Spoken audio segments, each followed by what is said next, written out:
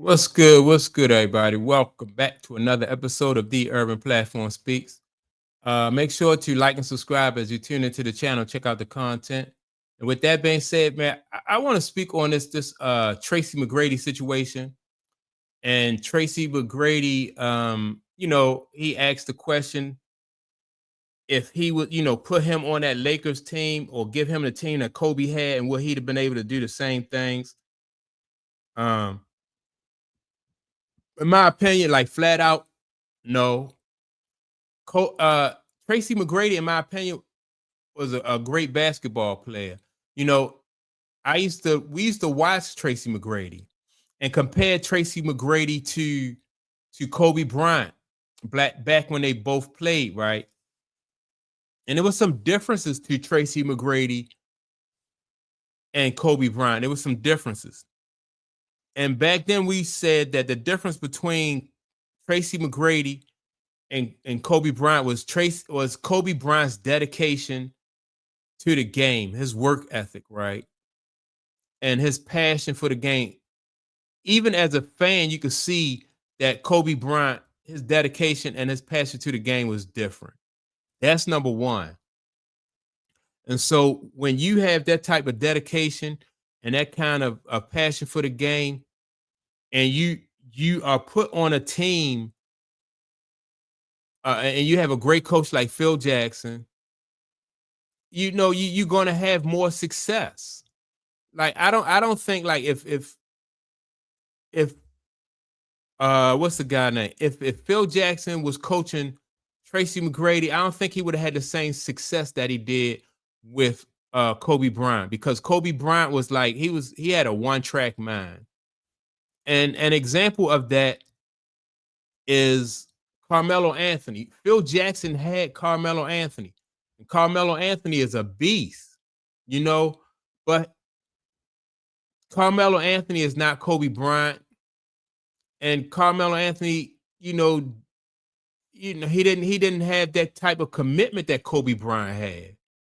So there is levels to that. And I like what Charles Barkley said. Like, there are tables, like Charles Barkley said, that he's not going to be able to sit at the table with Magic and Bird, because those guys were winners. They got rings, and there's levels to it. He understands. Even though Charles Barkley was a great basketball player, one of my favorite basketball players, especially like when he was with Philly, the round mound of rebound.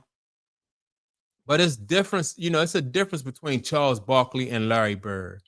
Um, it's, and for Tracy McGrady to say that, and then people to buy into that, like if I was on a Lakers team and had, you take me out, that he wasn't Kobe. He wasn't. I remember having those type of discussions with people back then, and he just was not Kobe. His decision making on the court was different from what Kobe did. Um, how he challenged people at both ends, was not the same as what Kobe did. He just wasn't Kobe. Vince Carter was not Kobe. Those guys didn't have that dedication. Even Allen Iverson said that Kobe's dedication to the game was different than his. And Allen Iverson left everything on the court. But Kobe, Allen Iverson told a story about like how he was with Kobe one time, and I don't know where they came from, but he was like, "Yeah, man, I'm ready to go hang out.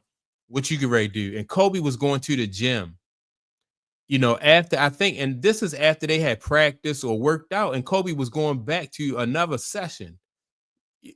So Tracy McGrady, I think, is in my opinion, I think is a great ball player, but he wasn't like Kobe. Next thing you'll see Tracy McGrady trying to say, "Well, put me on them Chicago teams, and I would have had the same success as Mike." No, you would not have. You would not have. And the thing I like about Mike, what Mike did, and what Kobe should have done. Anytime somebody tried to compare Michael Jordan to, or compare another player to Michael Jordan, Michael Jordan just went out. He took that personally and went out and destroyed them. Like he went at Clyde Drexler, just so there wouldn't be no doubt that there's a difference between Michael Jordan and Clyde Drexler. And Michael Jordan set out to prove that. And I think that Kobe Bryant set out to prove that too. But Kobe really probably did. Kobe wanted to do that against everybody too, right? But Kobe really didn't see Tracy McGrady as that much of a threat. So it wasn't as pronounced as it was like when Mike went at Clyde Drexler, and Mike went at Clyde Drexler. Now, don't get me wrong, Clyde had he had a little bit of success against Michael Jordan, but not when it came to like rings and championships and stuff like that and the one-on-one matchups. Mike took that stuff personally and let it be known that it's a difference between Michael Jordan and Clyde Drexler. So, I wish that Kobe had just been like Michael Jordan and just went on and just demolished Tracy McGrady. Tracy McGrady, even when who was he with? Was it the Rockets or Toronto at one time? And when he made to the playoffs, or even Orlando, like in certain, he used to shrink in big moments. It's just crazy.